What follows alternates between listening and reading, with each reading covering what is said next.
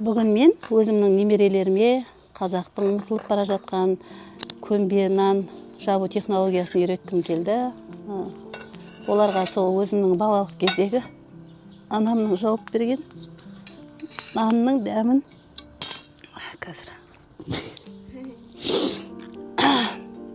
Қазақтың ұмытылып бара жатқан қазір көмбеге ешкім нан жаппайды ғой, барлығы пекарнядан алады, магазиннен алады, дүкеннен алады деген сияқты.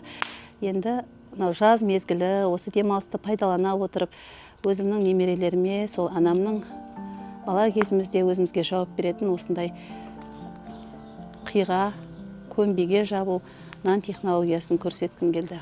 Ал енді біздің көмбе нанымыз дайын болды ма екен, көріп жүрейік. Қазір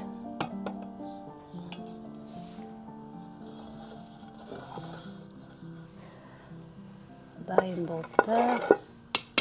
Міне біздің көмбе нанымыз дайын болды.